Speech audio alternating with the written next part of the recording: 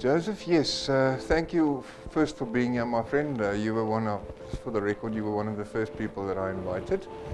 The occasion today is nothing fancy. I'm told by somebody we've got the reason to be proud. I see it as a celebration of another step forward in the right direction for Eagle. We've, about 6 months ago, we decided, in other words, to keep up with the advances in aviation. We actually decommissioned our sim, which is obviously a flight device simulator. And after 6 months of hard work, we are proud to announce that the CIA, actually over the last 4 days, leading up to last week Friday, inspected our device, approved our device. We haven't yet got the official certificate, but we've been given the green light that it meets approved standards, and the big difference is why we decided to take this step. Normally at a flight school, a lot of flight schools have flight device simulators with various capabilities. We decided, is there a possibility for us to go a step beyond our competition, further than our competition? So we're proud tonight to have the opening of our device. We've got the manufacturer here, we've got some of our designated flight examiners here. Because at Eagle we only use 3 DFEs because we know which standards to train to. And the simulator, I'm told by everybody, remember I'm a weekend pilot, is a step in the right direction. We've got 4 modules. Your typical is a single engine piston. It's like a Warrior. That's one of the modules we've got. The second module is an Arrow, Piper Arrow, which is a bit more advanced aircraft. The third module is a Seneca. You're also well acquainted with our Senecas. And then the one that makes us very proud is we've also got a generic 425 twin turbine simulator, and we can, due to the capabilities of the machine and the configuration of the device, we can also give multi-crew training. On our scale in general aviation, it's one of the first in South Africa. And I think the aviation community and the pilots in general will benefit from having this device.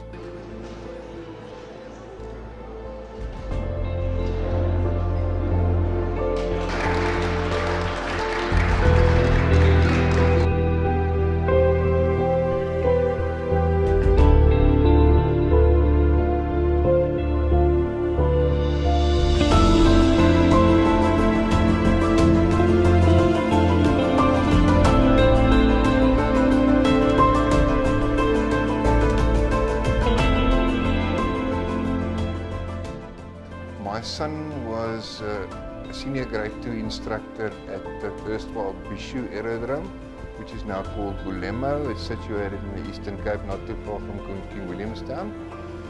He then decided King Williamstown doesn't meet his standard of a city, because it is a small town actually.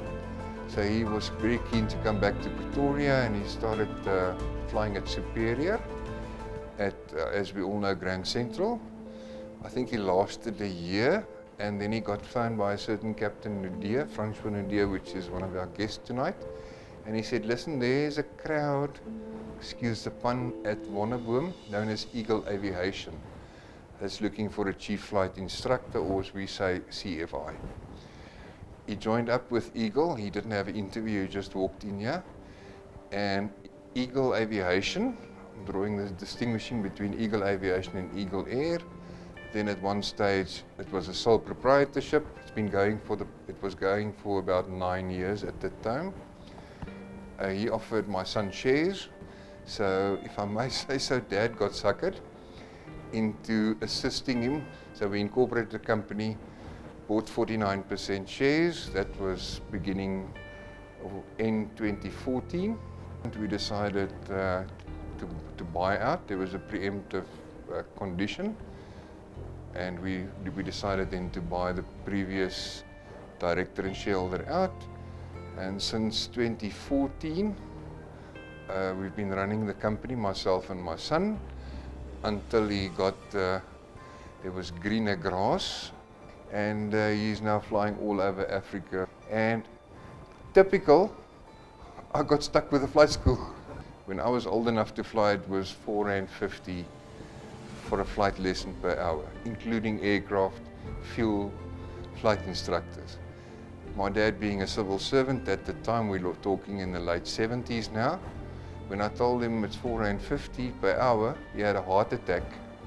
And I couldn't fly, and I thought, this is opportunity and let's try and help the youth. Well, initially I thought I want to take Eagle Air and it's going to be a hobby for me.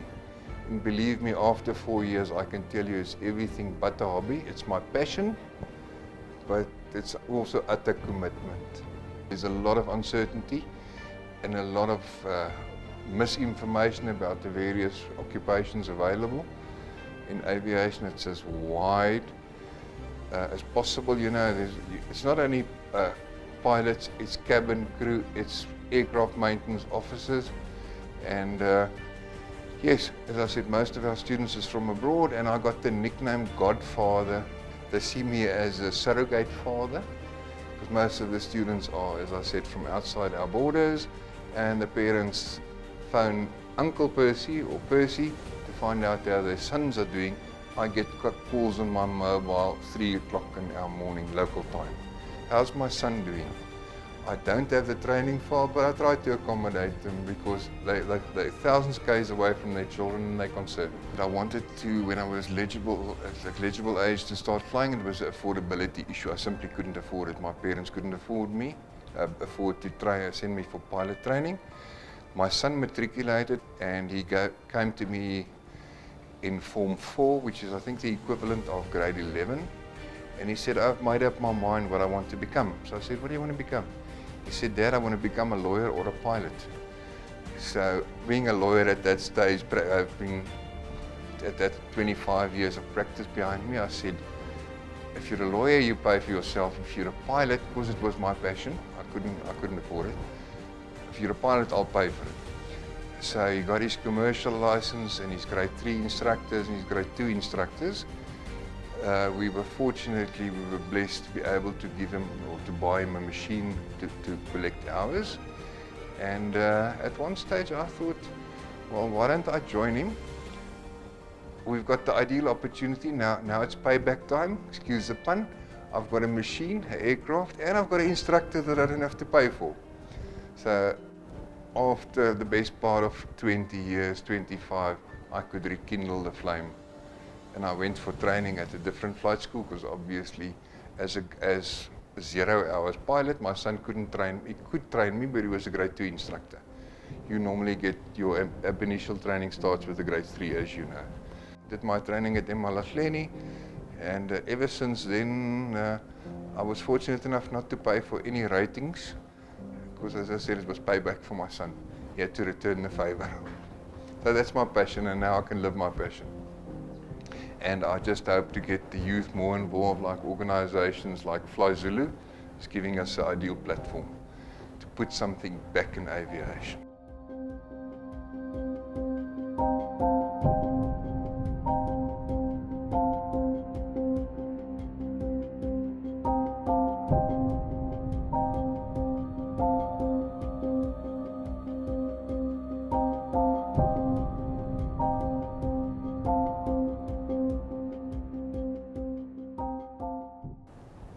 To strive to become better and better every day and to grow. Because once you're exposed, this is like a drug, and you only need to speak to some of these young instructors. If it's in your blood, whether it's in a simulator or in a real aircraft, you're stuck with it. I can tell you from the last 4 years that I've been, as I said, a director and shareholder at Eagle. Wonderful relationship. The contact people with Fly Zulu, I think from my perspective and from Eagle's perspective, we take the liberty of phoning the representative from Fly Zulu, but we're getting the fullest support from Fly Zulu and our other joint venture partners. They've also supported us extensively, if I'm not mistaken, over the last 2 years.